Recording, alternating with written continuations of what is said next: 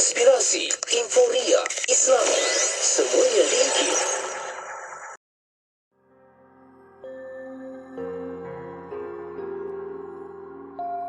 Bila guru kita ni satu Malaysia kenal, saya nak murid dia lah. Kita pun sebab apa? Sebab kita pun nak tumpang kemuliaan dia. Tak? Kita perlu jujur kepada guru kita. Kenapa kita berguru dengannya? Saya berguru dengan Tuan Guru supaya Tuan Guru dapat bawa saya kepada Allah, supaya Tuan Guru dapat buang segala sifat-sifat buruk dalam diri saya. Kejujuran kita menjadikan persiapan bagaimana kita dalam menuju kepada Allah.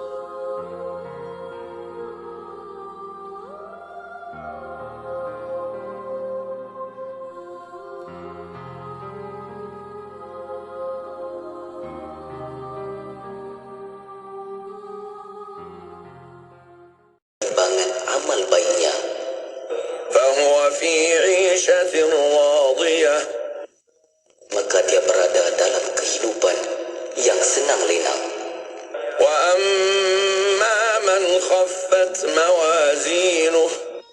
Sebaliknya orang yang ringan timbangan amal baiknya, فأمه هاوية. maka tempat kembalinya ialah neraka hawiyah. وما أدراك ما هي. Dan tahukah engkau apakah neraka hawiyah itu? نار حامية. Hawiyah itu ialah api yang panas membakar.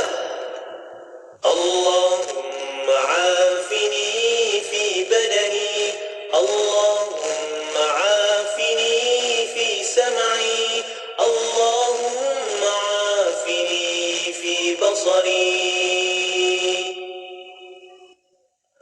Ya Allah, sihatkanlah tubuhku. Ya Allah, sihatkanlah pendengaranku. Ya Allah, sihatkanlah penglihatanku.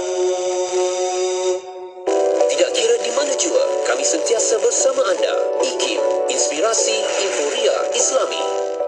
Ekspresi DKIM Inspirasi Euforia Islami. Alhamdulillah, waktu ini kita bersiaran bersama dengan sahabat pendengar menerusi perkongsian bicara adab untuk kita menyambung pengajian dalam kitab Fiqhul Hayah, faedah dan kaedah dalam kehidupan. Bersama kita tak lain tak bukan, saya lalukan kehadiran Al-Fadhil Ustaz Ahmad Salahuddin Harun untuk perkongsian kita. Assalamualaikum Ustaz.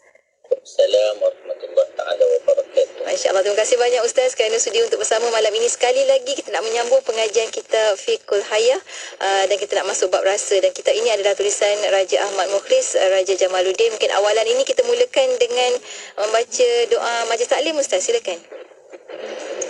Astaghfirullahalazim, astaghfirullahalazim, astaghfirullahalazim. Alladzi la ilaha illa huwal hayyul qayyum wa atubu ilaih. La ilaha illallah wahdahu la syarika lah. Lahul mulku wa lahul hamdu yuhyi wa yumiit wa huwa ala kulli syai'in qadir. Wa la hawla wa la quwwata illa billahil aliyyil azim. Assalamualaikum warahmatullahi taala wabarakatuh. Izin warahayati hafizahullah taala wa matta'ana bisihatin wa afiyah. Sidang pendengar IKIM yang dimuliakan Allah Subhanahu wa taala.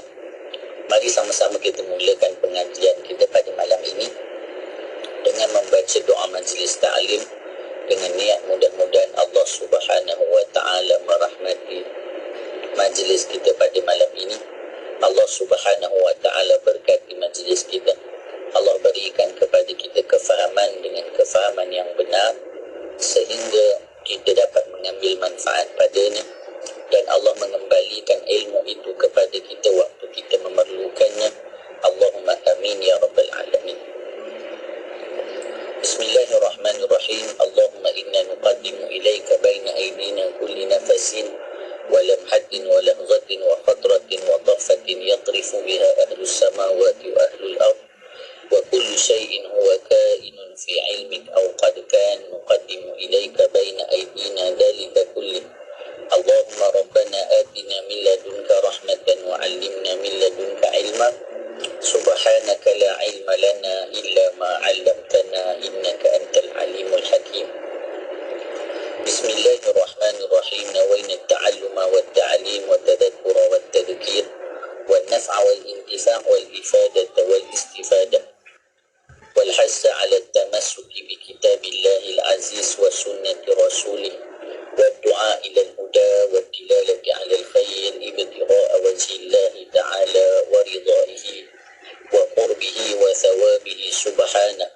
اللهم ألهمنا علما نفقه به أوامرك ونواهيك وارزقنا فهما نعرف به كيف نناديك يا أرحم الراحمين. اللهم إنا نسألك فهم النبيين وحفظ المرسلين وإلهام الملائكة المقربين. اللهم أغننا بالعلم وزينا بالحلم وأكرمنا بالتقوى وجملنا بالعافية يا أرحم الراحمين. اللهم إنا نستودعك ما قرأناه أو نقرأه في هذا المجلس وما قبله وما بعده فاحفظه علينا حتى ترده إلينا وقت احتياجنا إليه. وصلى الله على سيدنا محمد وعلى آله وصحبه وسلم.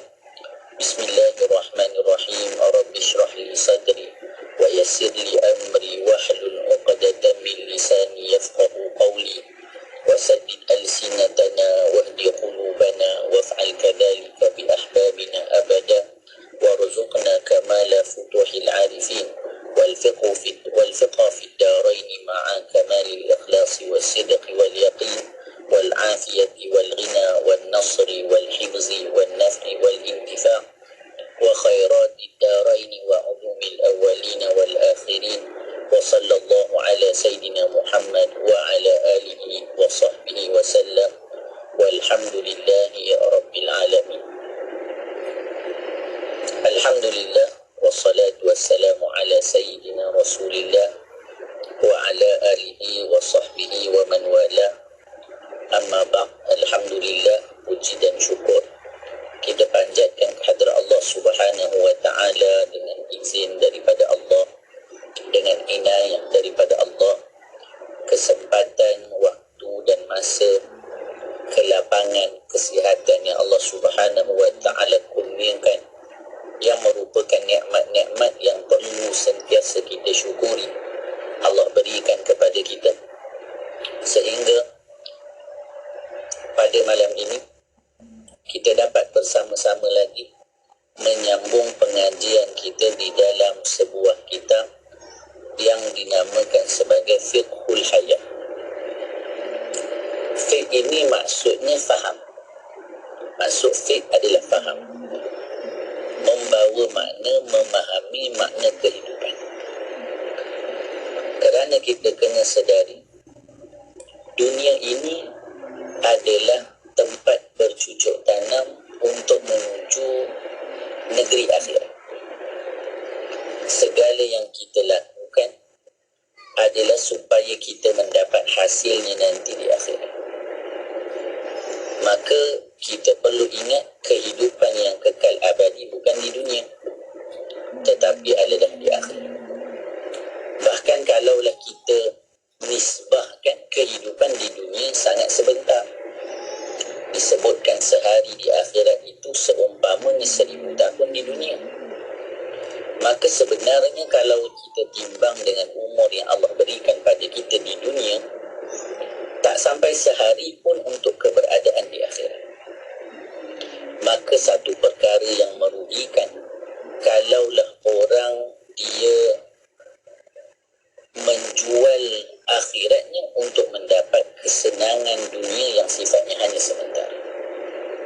Bahkan kita kena ingat apa yang kita peroleh di dunia ini kesemuanya adalah pemberian Allah, pinjaman Allah yang akan boleh Allah ambil bila-bila Allah kehendaki. Maka setelah kita mengetahui semua yang ada di dunia ini daripada Allah, bahkan tak perlu lihat orang lain, diri kita sendiri milik Allah, maka kita kena berusaha agar kehidupan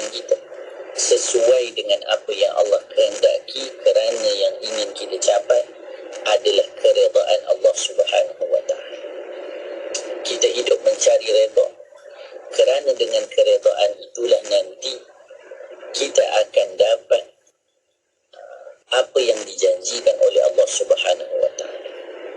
Dan yang kita inginkan di akhirat nanti apa? Kebersamaan dengan Rasulullah sallallahu alaihi wasallam. Sebab itu memahami makna kehidupan satu perkara yang sangat penting, supaya kita tahu apa yang perlu kita lakukan dan supaya kita dapat berinteraksi dengan apa yang berlaku dalam hidup.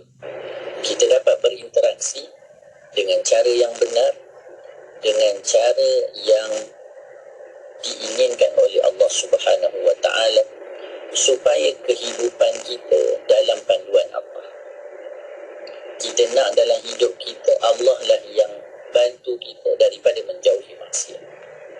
Allah lah yang bantu kita untuk melakukan taat. Inilah yang perlu kita usahakan dalam kehidupan kita, dalam kehidupan kita di dunia ini. Baik. Jadi untuk itu mari kita lihat apa yang disebutkan oleh Al-Fadhil Ustaz Raja Ahmad Mukhlis hafizahullah ta'ala wa matta'ahu bisihatin wa afiyah, dalam memberikan penerangan supaya kita faham apa perkara yang perlu kita fahami dalam hidup kita. Jadi sebelum ini, minggu yang lalu kalau kita ingat, yang kita bicarakan tentang makna kehidupan. Orang yang tak tahu apa yang dia perlu lakukan, maka akhirnya nanti apa yang ada pada dia pun tak mampu untuk dipertahankan. Itu kita dah sebutkan dengan panjang lebar dalam pertemuan sebelum ini. Ketika kita mengejar semuanya daripada dunia, sebenarnya kita sendiri tidak kekal untuk dunia.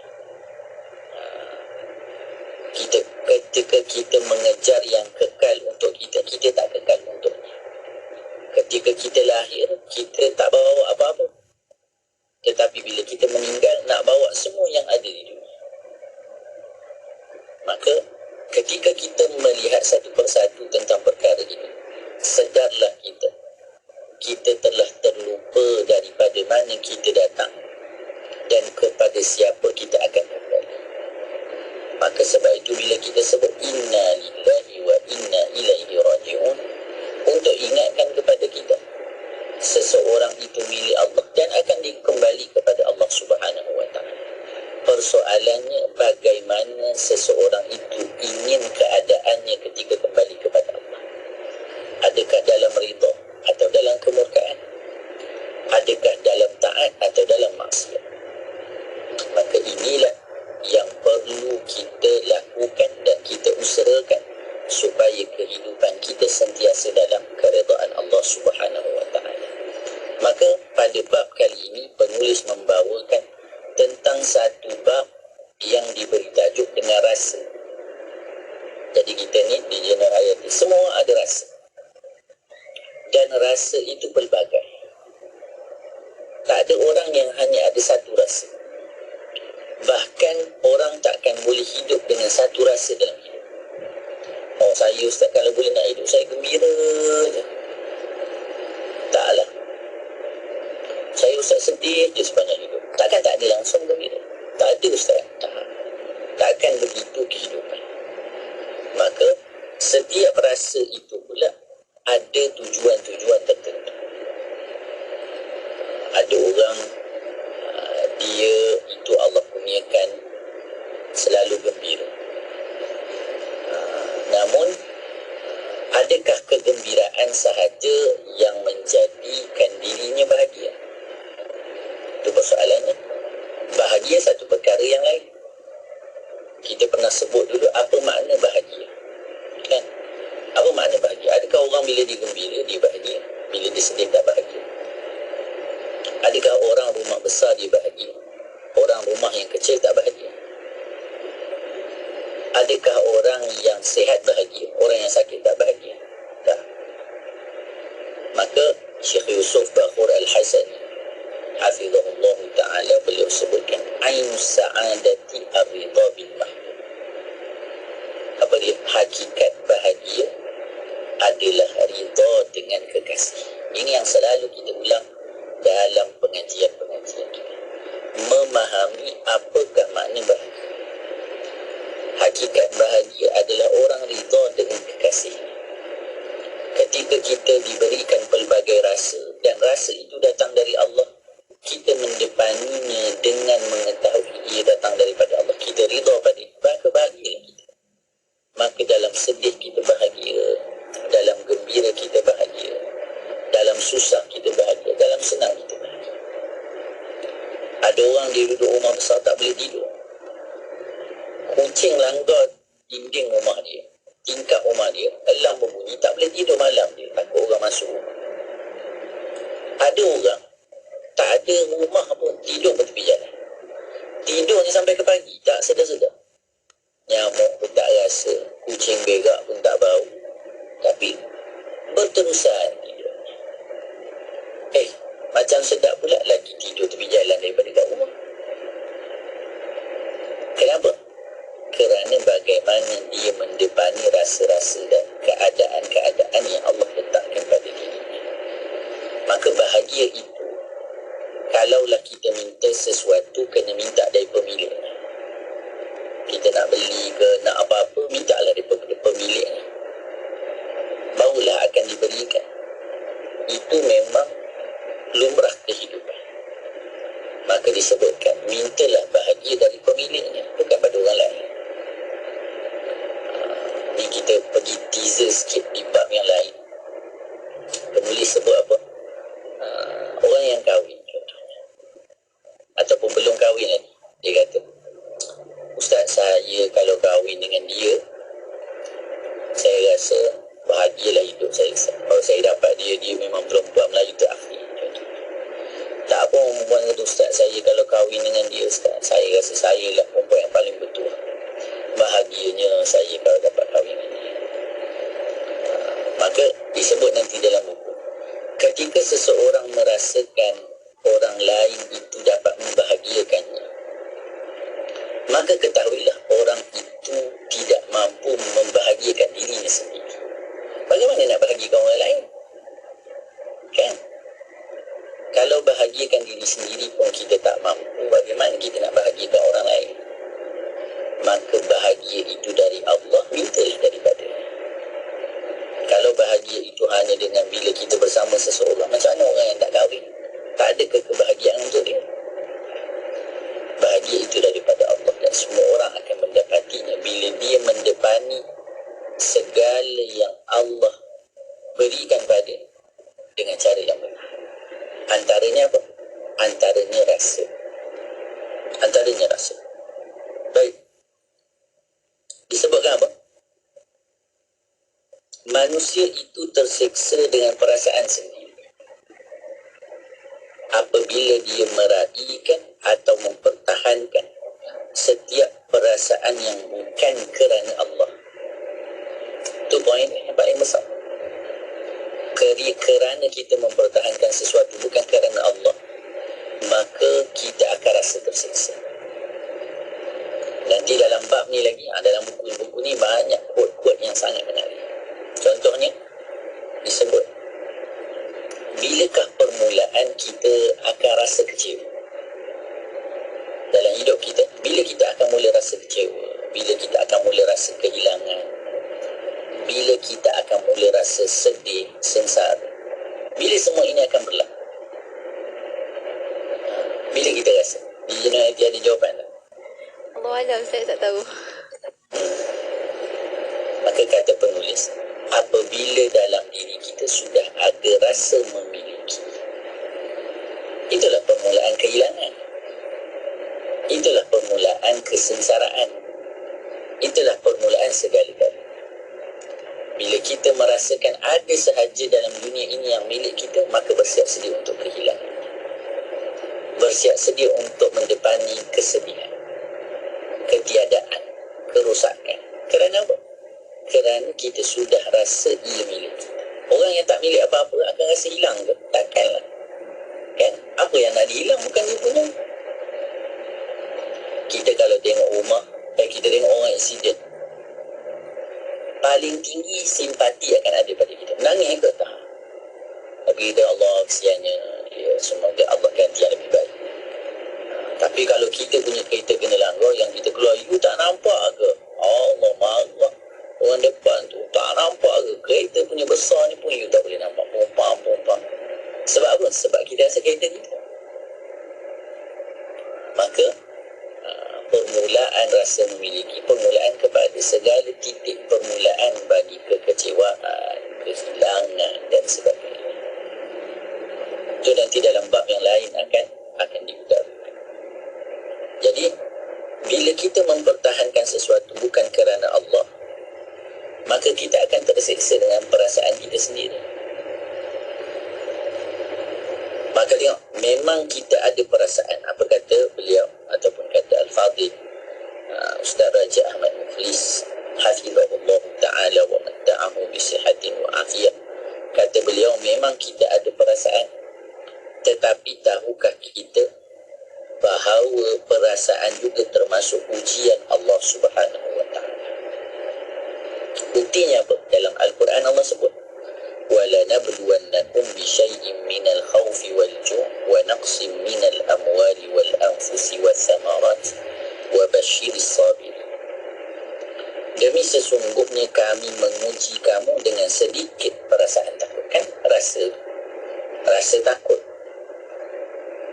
Dan dengan merasai lapar, rasa lapar.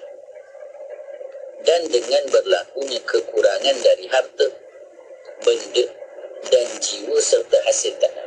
Adakah ini sahaja? Tak. Segala rasa yang lain pun sebenarnya adalah ujian. Sedikit harta ujian, banyak harta pun ujian. Orang bila banyak harta tak keluar zakat. Orang bila tak banyak harta dia rasa dia kaya dengan usaha sendiri. Adakah harta tu tak jadi ujian untuk dia? Ujian. Maka semua rasa itu adalah ujian. Jadi siapa yang berjaya, dan berilah khabar gembira kepada orang-orang yang sabar. Orang yang melalui setiap rasa-rasa ini dengan sabar daripada mengikuti hawa nafsunya, maka dia adalah orang-orang yang berbahagia. Ingat, semuanya datang daripada Allah. Bahkan saya kalau mengajar dulu kitab ni, saya suka bagi contoh dalam bab ni. Ada satu cerita kartun. Saya kadang-kadang suka tengok cerita kartun, cerita Pixar Disney tu. Jadi ada satu cerita tajuk dia Inside Out. Inside Out. Biasa tengok? Nanti pernah tengok cerita Inside Out? Benar Ustaz. Jadi saya suka tengok cerita tu. Cerita tu dia ada pengajaran dalam hidup. Okey. Mungkin pendengar-pendengar yang tak biasa dengar, saya cerita sikit je lah. Kan kalau saya cerita sinopsis, dia jadi cerita Disney pula dalam program kita. Tapi cerita Inside Out ni cerita tentang seorang budak yang dalam dia ada rasa. Kan dia ada happiness, sadness, apa lagi, anger, disgusting. Ada 5 rasa. Yang mana kelima-lima ni dia cerita macam cerita monolog, cerita dalaman budak tersebut. Yang mana yang sedih ni sentiasa sedih. Tapi happiness ni beranggapan bahawasanya budak ni kena gembira je. Dia kena gembira dan dia cuba menjadikan budak tu sentiasa gembira. Sampai cerita banyaklah berlaku isu dalaman dalam diri budak tu. Sebab dia kena pindah daripada tempat tinggal dia, family dia pindah. Saya tak ingat ayah dia pindah kerja ke atau pindah rumah semata-mata. Tapi dia kena pindah, jadi dia tak ada kawan dan sebagainya. Akhirnya kita ringkaskan, dia terjatuh dalam gaung memori. Memori lama. Jadi memori-memori itu bentuk macam bola kalau saya tak salah. Jadi dia tengok budak ni ada satu masa dia sangat bahagia. Memori bahagianya itu ketika dia dipeluk oleh ibu dan ayahnya. Kemudian dia pun putar ke belakang memori itu. Lepas tu dia tengok rupanya budak itu rasa sangat bahagia ketika dipeluk ibu dan ayahnya adalah sebab sebelum itu dia menangis. Saya tak ingat dia kena buli atau apa, tapi dia menangis. maka kerana dia menangislah dia dipeluk. Kerana dia menangislah dia dipeluk, dan daripada situ happiness baru faham. Budak ini tak boleh hanya ada rasa happiness dalam diri. Ada kalanya kerana sadness, kerana sedihlah dia menjadi orang yang bahagia setelahnya. Maka dalam Al-Quran pun sebut, bila susah akan datang senang. Fa inna ma'al usri yusra. Hanya senang. Bila susah tu datang senang. Nanti akan ada bab juga dalam buku ni cerita tentang tu. Maka barulah dia faham, sebenarnya semua sifat dan rasa ini menyempurnakan keadaan seorang ataupun budak tersebut. Dan begitulah kita mendepani segala yang kita lalui dalam hidup. Ada kalanya kita susah, ada kalanya kita gembira, ada kalanya segala rasa itu datang. Namun bagaimana kita mendepani sesuai dengan apa yang Allah Subhanahu wa taala perintahkan, maka akhirnya kesemua rasa itu membawa kita kepada kebahagiaan. Baik, kita lihat apa yang disebutkan seterusnya oleh penulis. Ayat ini menyebutkan tentang perasaan takut sebagai sebahagian daripada ujian Allah kepada manusia. Oleh itu, seseorang itu akan tersiksa jika terperangkap dengan perasaan sendiri.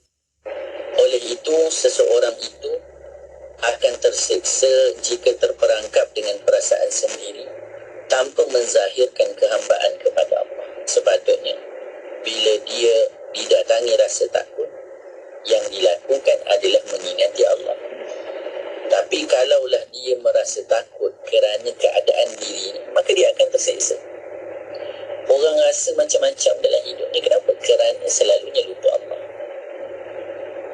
Maka sebab itu kita kena banyak membicarakan tentang Allah dalam hidup. Allah Azza wa Jalla menentukan takdirnya kepada manusia sehingga membawa kepada pelbagai perasaan. Antaranya Allah mentakdirkan pelbagai masalah kepada manusia, lalu timbul rasa takut dalam diri mereka. Begitu juga Allah mentakdirkan kematian sebahagian ahli keluarga bagi manusia, lalu membawa kepada rasa kesedihan. Begitu jugalah dalam perihal kemiskinan dan sebagainya. Semuanya Allah datangkan untuk mendatangkan rasa yang pelbagai, yang sebenarnya untuk membawa seseorang itu kepada Allah. Sebab itu kita sebut pada pertemuan minggu yang lalu, kehidupan kita kalaulah bukan pengajaran untuk kita, pengajaran untuk orang lain. Kalaulah bukan rahmat untuk kita, rahmat orang untuk orang lain. Ada kalanya pengajaran untuk kita, rahmat untuk orang lain. Bahkan mungkin kerana ujian kita, orang lain mendapat rezeki. Maka itulah putarannya. Kereta kita rosak, maka adalah rezeki pada orang yang digelar sebagai mekanik dan bawman. Kalau kereta kita rosak, maka dari mana Allah menurunkan rezeki mereka? Itulah asbab mereka mendapat rezeki. Namun sebenarnya kalaulah tak ada kereta pun, mereka akan diberi rezeki oleh Allah. Macamlah ada orang dia susah hati. Kata Ustaz, saya nak ramai, macam mana rezeki anak-anak saya ni tak kerja besar. Rezeki anak kita pun Allah yang bagi. Berapa ramai orang yang tidak ada mak ayah, tapi hidup dan membesar dengan baik sampai menjadi orang yang berjaya. Tapi apa yang kita perlu fahami, ketika mana Allah berikan dan rezekikan kita dengan zuriat, ahli keluarga, dan kemudian kita bekerja untuk menafkahi mereka, maka Allah menurunkan rezeki anak-anak kita melalui kita agar kita dapat pahala. Itulah ibadah kita. Kalau kita rasa itu bebanan, itulah yang kita sebut tadi, terbeban dengan perasaan sendiri. Sebenarnya tak perlu pun kita merasakan bebanan sampai sedemikian. Kerana apa? Kerana bila kita berusaha, bekerja, maka maka kita dapat memberi nafkah rezeki pada anak-anak dan isteri kita. Itulah ruang ibadah kita yang Allah turunkan rezeki melalui usaha kita. Kalau kita tak ada, anak-anak kita ada rezeki sendiri, tapi kita tak adalah pahala, maka betapa Allah Subhanahu wa ta'ala memberikan ruang ibadah kepada kita dengan sangat luas dan besar, sangat banyak. Jadi jangan rasakan ia bebanan, tetapi rasakan ia jalan untuk kita diberi pahala oleh Allah Subhanahu wa ta'ala, sehingga anak-anak itu rezekinya Allah berikan melalui kita. Baik, kita menghadapi pelbagai ketentuan Allah dalam kehidupan kita, lalu pelbagai perasaan yang timbul dalam diri kita, natijah daripada apa yang kita hadapi dalam kehidupan. Bahkan berbeza-beza keadaan, namun apa yang kita rasa bukanlah segala-galanya. Kita semua inginkan kesenangan, lalu kita rasa senang dengan kesenangan. Itu je. Kita suka senang, maka kita rasa senang dengan yang senang. Sebagaimana kita tidak suka kepada kesusahan, lalu merasa susah dengan kesusahan. Tapi bila orang merasa yang susah pun senang, senang tak? Senang.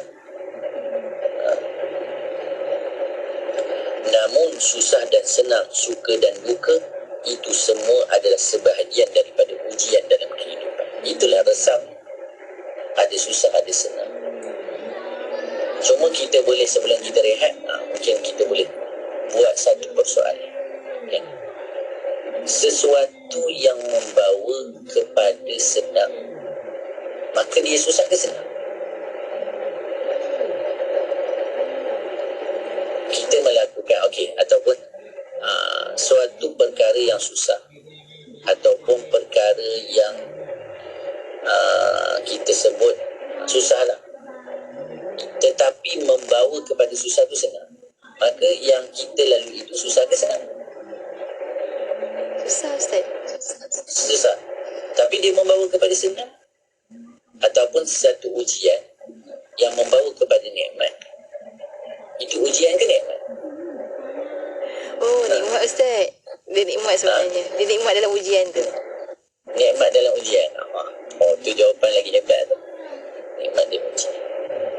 Baik, kita akan sambung lagi selepas ini. Satu lagi topik yang disebutkan, tajuknya apa? Jadi hamba Tuhan, bukan hamba perasaan. Masya Allah. Itu sebab kita berhenti rehat seketika. Tajuknya pun dah sedap dah tu, Ustaz, kan? Kita akan berhenti rehat seketika. Untuk anda rakan pendengar, jangan ke mana-mana. Teruskan kesetiaan bersama kami. Tentunya hanya di IKIM, Inspirasi Inforia Islami.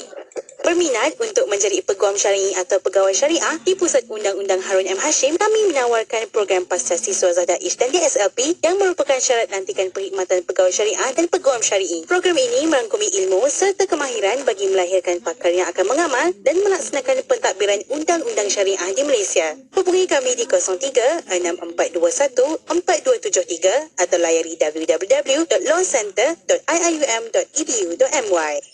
Pada suatu masa dahulu, di sebuah sekolah kebangsaan, seorang guru mengajar 30 orang anak murid di kelasnya. Ahmad Zuriat Aklah, kan? Saya, cikgu. Cuba kira 10 sampai 70 dalam gandaan 10. 10, 20, 30, 40, 50, 60, 70. Bagus. Cuba Muhammad Azlan Shah Kamarudin kira juga. Baik, cikgu. 10, 20, 30, 40, 50, 60, 70. Bagus. Muhammad Azmul Fatih pula. 10, 20, 30, 40, 50, 60, 70. Tapi kenapa sampai 70, cikgu? Bagus soalan tu, Muhammad Azmul Fatih. Kini di Radio IKIM sedang mempromosikan iklan potongan diskaun sehingga 70% untuk iklan jenis bual bicara. Siapa cepat dia dapat. Berita baik kepada periklan dan pelanggan di luar sana. Kini kami di Radio IKIM akan mengadakan promosi iklan bual bicara potongan sehingga 70% diskaun. Berminat? Sila hubungi kami segera di talian 019-650-7976 untuk maklumat lanjut. Hubungi kami segera. Tempat adalah terhad, tertaluk kepada terma dan syarat.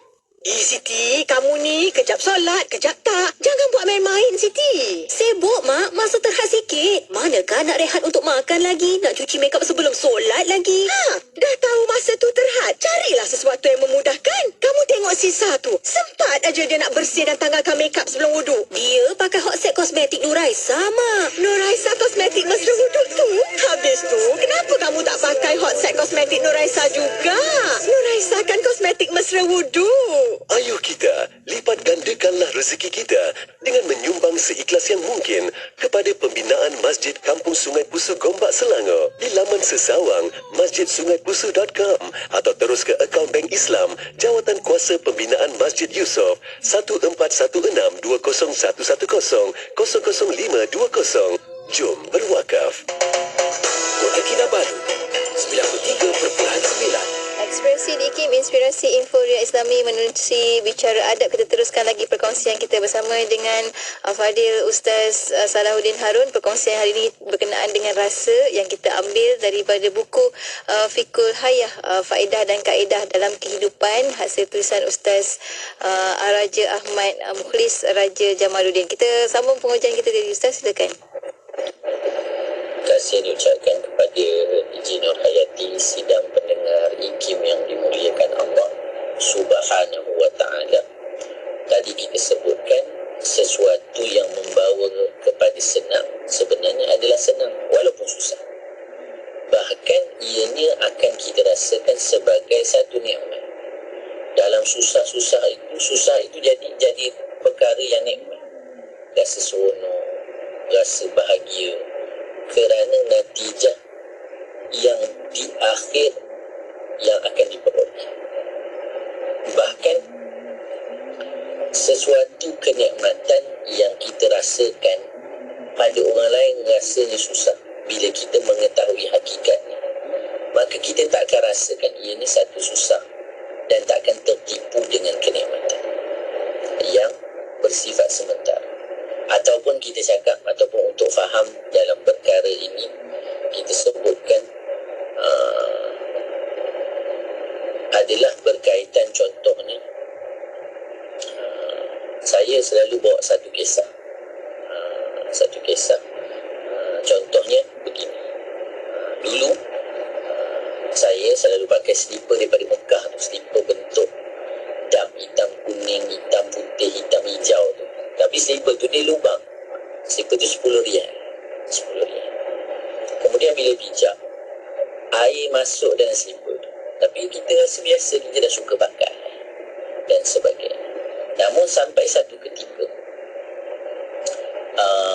ketika saya nak pergi haji, ada seorang jemaah, dia kata, Ustaz, slipper Ustaz pergi haji tahun ni saya belikan. Saya kata, tak apalah, nak belikan saya okey je. Jadi beliau belikan slipper tu dalam kotak. Saya tu slipper dalam kotak, selalu ambil tu, tarik je kan, kita tarik je, beli kat kedai tu yang dia ada ikat plastik tu, tarik je pakai. Slipper dalam kotak, saya tu slipper pun dalam kotak sama sekarang. Jadi kemudian pakai slipper tu, dan slipper tu memang sesuai untuk jalan jauh. Betul. Dan mungkin harganya pun mahal lah. Jadi kita pun pakai slipper tu. Sedap rupanya pakai slipper yang jenis macam ni. Sampai kan bila kita pakai slipper begitu, kita kata, oh lepas ni kalau beli slipper dah tak nak beli slipper lain. Slipper lain tak sedap. Walaupun baru, walaupun 10 contoh. Tapi yang saya dapat faham ataupun daripada perkara itu, apa yang kita dapat faham, kemudian saya kata, oh mungkin beginilah rasanya orang-orang soleh ketika mana mereka sibuk ibadah. Mereka sibuk ibadah dan mereka telah rasa sedap dan lazatnya ibadah, sehingga mereka tidak tertipu dengan rasa-rasa kegembiraan yang dirasakan oleh orang lain di dunia. Ketika mana orang ada rumah besar, orang ada makan sedap, orang ada kereta besar, orang ada duit banyak, orang-orang saleh masih ditikar sejadah mereka di rumah mereka yang sederhana, yang serbi tidak seperti orang lain yang mewah. Terus ada pada orang. Kenapa? Kerana mereka telah rasa lazatnya ibadat sampai kata anak, rasa-rasa yang lain.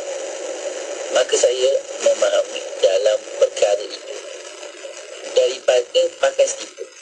Ini yang kita kata dalam hidup, memahami perkara berkaitan dengan kehidupan supaya dapat membawa kita memahami sesuatu dalam perjalanan hidup. Maka disebutkan apa? Tentang jadi hamba Tuhan bukan hamba perasaan. Sebab apa dalam kaedah sebut man ahabba syai'an fahuwa abdu. Siapa yang mencintai sesuatu, maka dia adalah hamba kepada apa yang dicintai.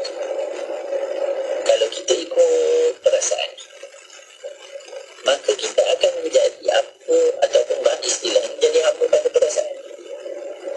Jadi disebutkan apa? Memang kita ditentukan untuk perasaan, tetapi apa yang lebih penting adalah apa yang kita rasakan sebagai hamba. Bukan apa yang kita nak rasa, tetapi apa yang patut kita rasa sebagai hamba dalam menghadapi perasaan-perasaan tersebut. Suka dan duka dalam kehidupan kita memang berbeza, tetapi ia mengajar kita sebuah hakikat yang sama lagi bermakna, iaitu kehidupan kita tentang Allah. Suka duka kita memang tak sama. Kalau kita datang cerita pada orang, oh saya macam ni, rupanya orang yang dengar tu dia punya susah lagi. Tapi sebenarnya apa? Satu yang perlu difahami oleh semua orang, hakikat semua kesukaran itu maknanya sama. Kehidupan ini mengajar kita tentang kembali pada Allah. Maka adakah Tuhan yang memberi nikmat dan ujian itu Tuhan yang memberi? Tak, sama. Maka sebab itu orang yang dalam nikmat dia syukur, orang yang dalam ujian dia sabar, orang yang syukur dan sabar dalam syukur. Maka nanti akan disebutkan tentang memperoleh nikmat ataupun mendapat kemudahan bukan tanda sayang. Orang yang susah dan dalam ujian bukan tanda benci. Jadi jangan menghukum orang dengan dia, oh ni bagus, tengok dia banyak harta semua ni, ini orang yang dicintai Allah, bersangka baik, ya betul. Tapi bukanlah itu tanda. Siapa yang rumah besar dia Allah sayang, siapa rumah kecil dia Allah tak sayang, bukan begitu. Jadi kita tak boleh menghukumi manusia dengan jalan begitu, salah. Maka disebutkan apa? Jika kita mendapat kesenangan, lalu kita merasa senang dengan kesenangan, tetapi bukan rasa senang itu menjadi tujuan hidup kita. Bukan tujuan hidup kita senang tu. Apa yang menjadi tujuan hidup kita adalah menzahirkan rasa syukur. Sama kalau kita susah, bukan kesusahan tu adalah ujian, adalah tujuan, tetapi menzahirkan rasa sabar kepada Allah atas nikmat kesenangan yang diberikan kepada kita. Rasa syukurlah yang menjadikan hidup kita bermakna. Orang kalau tak rasa syukur, maka kita akan lihat orang yang banyak sangat harta tak tahu apa nak buat dengan harta. Akhirnya tengok, dia buat benda yang istilahnya kalau kita yang tak ada harta, tak ada kerja, buat benda-benda yang tak patut dibuat. Kita lihat ramai itu orang yang menghabiskan duitnya bukan pada tempat yang sepatutnya dihabiskan. Kenapa? Kerana duit bukan lagi satu nikmat buat dia. Ada orang yang punya banyak harta sampai apa yang dia nak dia dapat. Apa lagi yang diimbangkan dalam hidupnya kalaulah tidak dipandu dengan rasa syukur. Kalau dipandu dengan rasa syukur atas nikmat Allah, maka dia akan terus menggunakan harta pada jalan yang Allah Subhanahu wa ta'ala kehendaki. Maka disebutkan apa? Rasa syukurlah yang menjadikan kehidupan kita bermakna. Kerana kerana ianya menunjukkan bahawa kita memahami makna kehidupan sebenar. Dapat harta untuk bersyukur, infak harta ke jalan Allah dan sebagainya. Begitulah kesusahan, ia ditakdirkan ke atas kita agar kita menzahirkan rasa sabar di hadapan Allah. Di sebalik pedih menghadapi kesusahan itu. Oleh sebab itulah dalam penghujung ayat tadi, Allah mengatakan bahawa berbahagialah orang-orang yang sabar. Maksudnya berbahagia dengan orang-orang yang sabar. Berbahagia dengan ujian-ujian Allah Subhanahu wa Ta'ala. Memanglah ketakutan, kelaparan, kesedihan disebabkan kekurangan harta dan kehilangan jiwa dan sebagainya adalah sebahagian daripada perasaan-perasaan yang melingkari jiwa manusia. Rasa-rasa ini memang akan datang pada kita. Namun ianya adalah ujian-ujian kepada mereka agar mereka menzahirkan rasa yang mewakili sifat kehambaan. Rasa tersebut adalah kesabaran. Sebab itu disebutkan apa? Tentang sabar, wa may yuwaffas sabiruna ajrahum bighairi hisab. Nilai besarnya sabar ini sampai Allah sebut, sabar itu pahalanya tanpa batas. Maksudnya berapa banyak Allah nak bagi? Allah bagi pahala sabar. Namun perlu ingat, ketika sabar itu tanpa batas, maka ianya juga perlu kepada sabar yang tanpa batas. Kita hari ni, Ustaz, saya kali pertama boleh sabar lagi Ustaz, kali kedua boleh lagi, dah 3 kali Ustaz. Sabar pun ada batas, dia kata. Bila dia kata je sabar ada batas, sebenarnya dia sudah tidak punya pun sifat sabar. Bagaimana mengharapkan pahala yang tanpa batas dalam keadaan sabar itu dia ingin batasi? Maka kita lihat baginda Nabi SAW sangat tinggi sabar, bahkan sangat pemaaf sifatnya kepada seluruh umatnya, walaupun mereka telah menyakitinya dengan berbagai siksaan, cabaran, ujian dan sebagainya. Namun tetap Nabi sabar. Maka inilah yang kita perlu pelajari dalam hidup kita. Namun kita perlu ingat, bila kita cerita tentang sabar, ada orang dia kata, oh kalau begitu Ustaz, kita kena jadi orang yang sabar.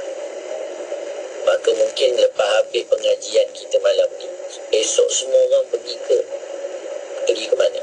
Pergi ke kedai buku. Oh, pahala sabar tanpa batas, siapa tak nak? Dia pergi ke Kinokuniya, pergi ke Popular, pergi ke MPH, pergi ke banyak kedai buku. Cari ensiklopedia sabar. Cari ensiklopedia sabar. Bila kata ensiklopedia, maksudnya bukunya besar. Jadi mencari pun dah kena sabar lah. Lepas tu nak beli bilik ensiklopedia besar, maksudnya harga ni pun mahal, sabar lagi. Nak membayar. Apa kata guru kami Syekh Rahimuddin Hafizahullah Ta'ala wa man ta'amu bisihatin wa'afiyah. Beliau kata apa? Ketika kita membuka helaian pertama tentang sabar, ni helaian pertama cerita apa? Cerita ta'rif sabar, istilah, bahasa, kelebihan sabar dan sebagainya. Apa berlaku pada kita? Tak sabar. Ketika kita membuka helaian pertama tentang sabar, kita sudah tak sabar nak habiskan ni. Buat muka surat mana sabar? Tak ada. Maka sabar itu akhlak, diperoleh daripada jiwa orang yang sabar, maka kita jadi sabar. Maka inilah penting kepada guru yang murabbi dan mursyid. Kita duduk dengan orang yang sabar, melihat sabarnya mereka, kita jadi orang yang sabar. Para sahabat tengok sabar Nabi, maka jadi orang yang sabar. Itu je. Sebab itu dalam mendidik, saya kata apa, kita ada anak-anak kan, anak-anak kita tengah kerja ni, banyak kerja assignment lah, kerja office tak siap lagi, tengah buat kerja. Anak kita datang, mama marilah tolong, mama nak ni, mama nangis lah apa. Kita kata sabarlah, mama tengah buat kerja. Contoh, saya kata apa, bagaimana mungkin kita boleh menyuruh anak kita untuk sabar? Kita tidak sabar melayani kereta. Dengan anak kita pun kita tak sabar, marah. Dia baru buat perangai, kita dah marah. Lepas tu kita kata sabarlah. Mana nak datang sabar tu? Daripada mana sabarnya anak itu datang kalau ibunya, ayah tak ada sabar dalam melayani kereta? Daripada mana sabar tu datang? Itu persoalan. Kalau ustaz, saya hantar anak saya sekolah ustaz international. Sekolah international bukan ada belajar bab sabar. Dia belajar tentang, ialah tentang apa yang dia belajar lah, saya pun tak pasti kan. Kalau saya salah pula, saya tak sebut. Tapi ia pendidikan rohani. Kalau mungkin guru yang mengajarinya di sekolah itu sabar dan kerenanya, dia belajar sabar. Tapi kalau guru sekolah pun tak ada sabar, mana sabar anak murid akan dapat? Takkan ada sabar itu. Maka sabar itu akhlak yang pindah daripada jiwa kepada jiwa. Kita nak anak kita sabar, kita tunjuk depan anak kita bagaimana kita menyabari dirinya dalam melakukan pekerjaan. Nak ni ikut.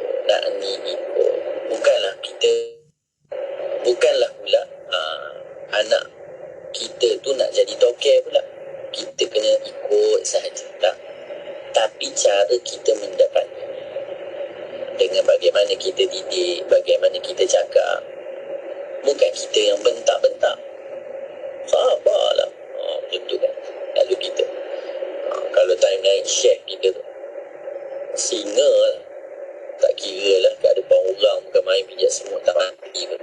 Mari depan anak, 3 blok bangunan pun dengar kita cakap. Mana sabar ni? Maka sabar itu rohani. Perlu duduk dengan orang yang sabar sehingga kita jadi sabar. Baik, yang terakhir, kita lihat kita boleh membentuk sebuah perasaan baharu daripada perasaan-perasaan yang sedia ada. Yang mana perasaan baharu tersebut adalah kerana Allah, sama ada perasaan itu diterjemahkan dalam bentuk sabar terhadap kesusahan dan kesedihan, ataupun syukur terhadap kesenangan dan kegembiraan. Jadi ia tentang persepsi ataupun bagaimana kita melihat sesebuah sisi. Kalau kita melihat sisi ujian itu untuk mendekatkan kita kepada Allah, kita jadi orang yang sabar.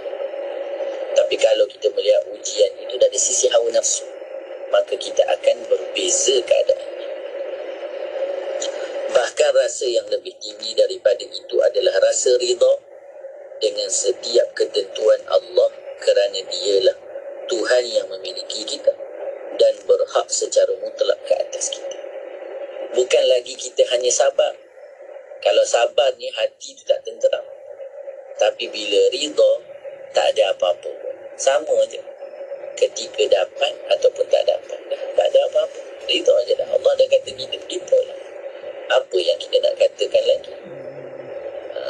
Ada orang kata ridha ustaz, tapi itulah tapi.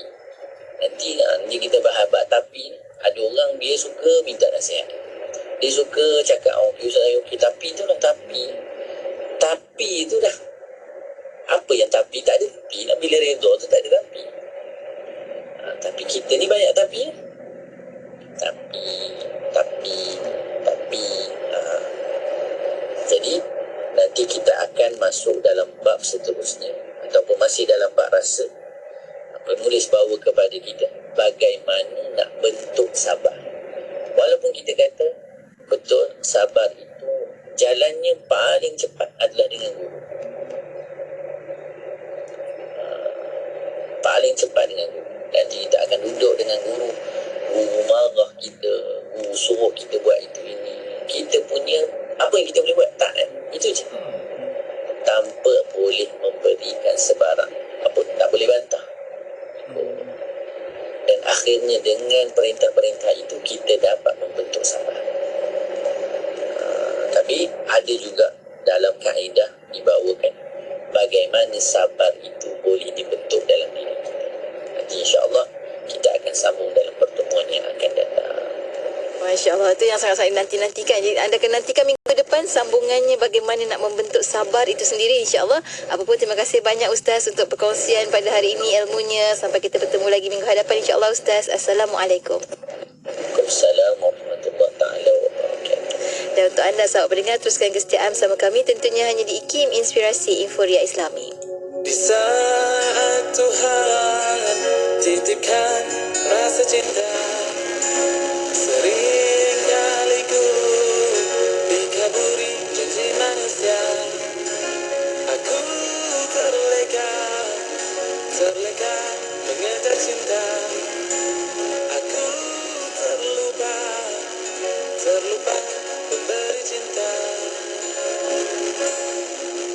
Di saat hati ini bersedia untuk kembali berbalik kepadanya. Aku terjatuh ke lembah tangisan. Aku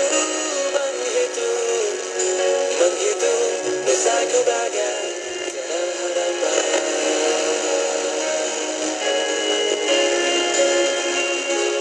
Jika rasa terlalu banyak ujian, jika rasa bagai tiada pilihan, jika rasa bagai putus asa, hingga teman kau serang di saya.